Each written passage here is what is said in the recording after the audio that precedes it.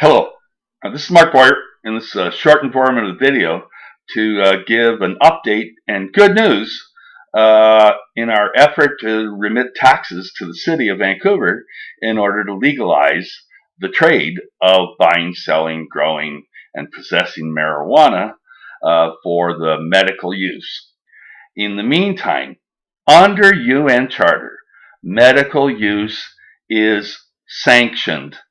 A country or a province can do medical use excuses. We're not allowed to do recreational yet. Okay? So I'm sticking to a battle that I can win. Now, very good news on that front. Okay? Now, Elections Canada forwarded a reply on short leave. And I found that I wasn't prepared for that. Okay? And basically, they said, thank you for your correspondence outlining this document, this document, this document, this document, this document. And then they said, we duly note your concerns. And then the next line, thank you for your interest in participating in the democratic electoral process. And I'll post that up. That's exactly there. Okay. Now, I call that a victory because they could and they might have said cease and desist. Talk to us right now. But they didn't. But frankly, on the verbal thing with Elections Canada, every conversation I've had with Elections Canada officials, they think it's laughable, and they totally agree that we can offer a tax to protect our marijuana beliefs. They think it's hilarious. They actually think it's funny. They see it as plainly obvious.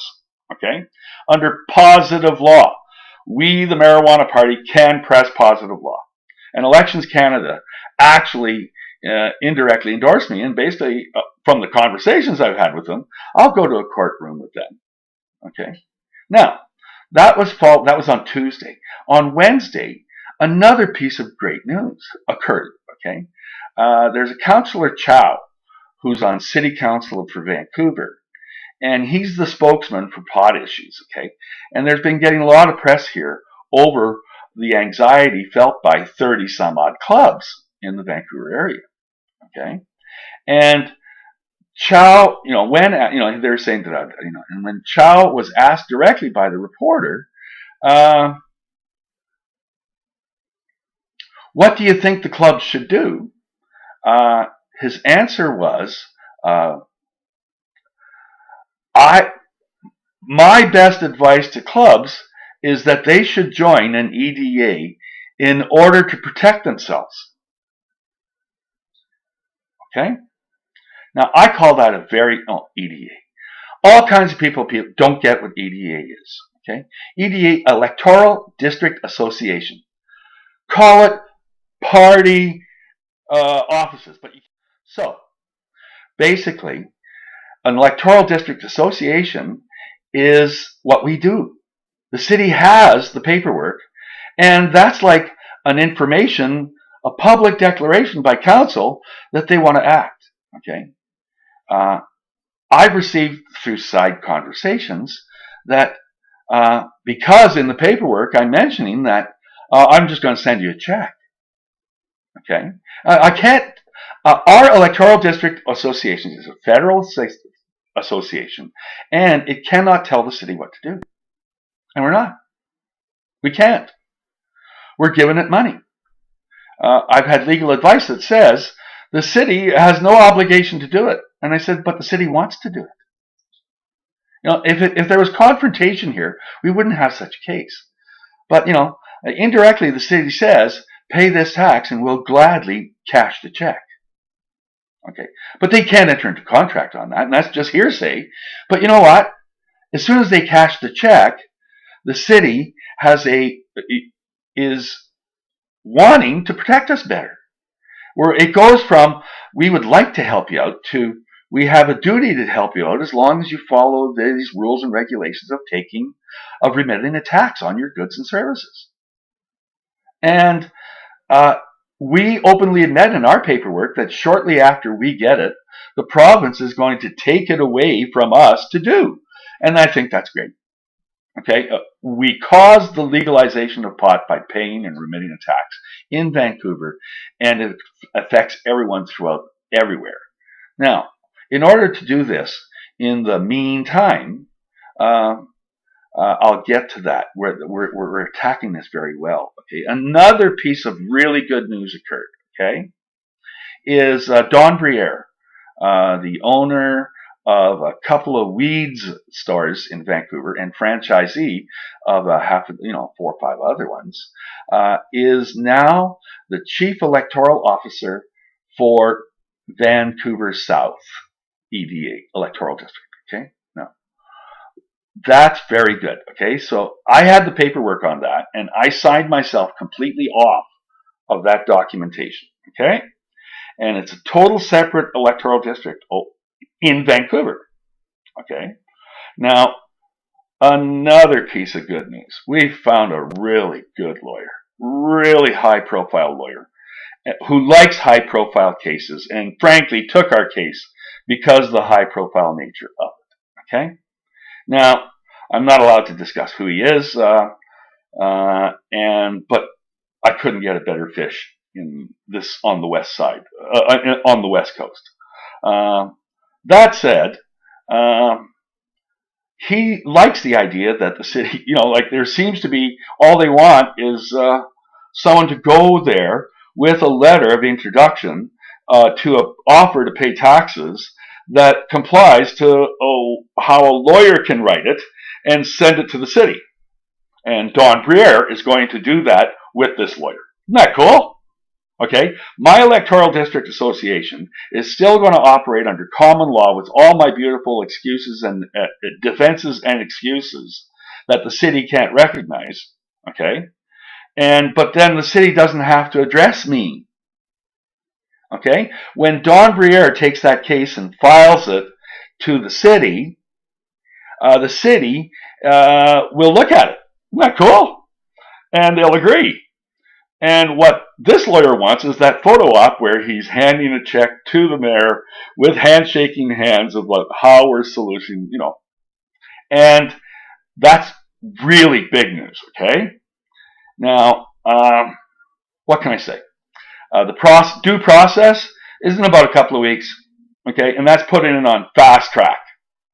Okay, but in the meantime, people who are MMAR growers, especially, okay, and MMAR members need to wake up and join my electoral district association here in Vancouver, okay, until you get your electoral district association set up anywhere in Canada, because it offers genuine protection, okay. What I'm doing is anyone in Canada can become an agent under our electoral district. And as soon as you form your electoral district association in your own city, then you break away from mine and operate cleanly on your own rules that you can write any way you want. Okay? Now let me tell you how this works. Okay? We're having people here in Vancouver sign up, and they don't think it's that easy. But you know what? Elections Canada thinks it's that easy. Okay? Basically, coming up April 1st, you can come up and become an agent, and that's one signature. All it takes is my signature on a document and send it off to you, and you're an agent for the Marijuana Party for our electoral district, our Quadra electoral district. Now, that makes you able to sign up members. So you take my membership form, which I'll post right there, okay?